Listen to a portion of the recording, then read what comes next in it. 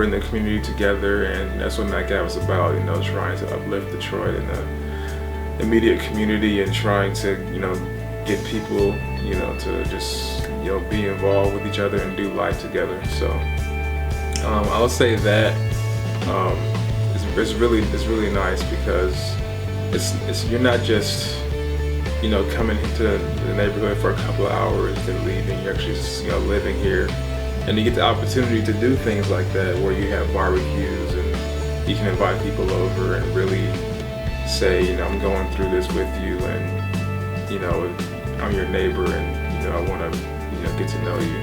They always knew Jesus, but now they want to feel the love that we feel, and just the one-on-ones. They see people coming over all the time, and because we're able to bring the church and the community to help everyone come together, then you feel safer in the neighborhoods, because you know your neighbors, you can go to your neighbors, you can talk to your neighbors, and it just makes you feel safer, even when you're in a more impoverished neighborhood like this. Or like my disciple, when he comes, there's a couple of people that comes up to him and say, "Hey, let me talk to you. Tell me about this Jesus thing that Ken and Robin is doing." And they can tell that's the church.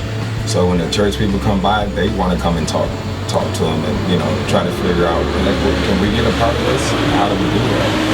And or like I said, when we go out and we have our groups, not our meetings, but if we have our barbecue, or if we have our movie night, and as the new community comes in there, they're going around asking the pastors that's there and everything, can we talk to you for a minute? Because they're feeling in love and they're saying things and they want to talk to them.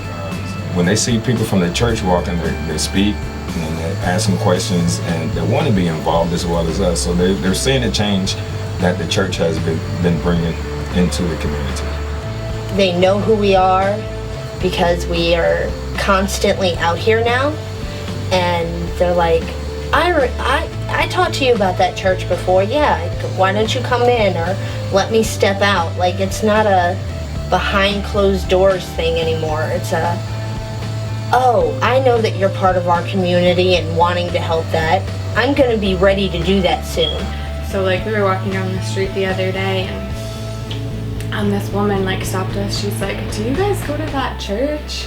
She's like, "I just visited there the first time a couple days ago on Sunday, and I just wanted to say hi." And so we stopped and talked to her for a minute, and just little things like that. People see us when we're out and about in the neighborhood,